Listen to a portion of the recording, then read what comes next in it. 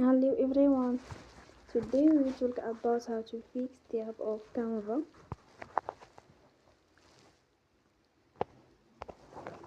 We will go to settings, then we click on apps. After that we search the app Canva and we click. They will on for stop. After that we go to storage, then we click on clear cache.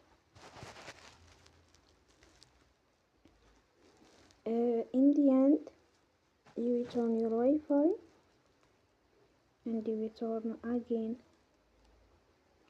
Don't forget to support us by like and subscribe. See you next time and thank you for watching.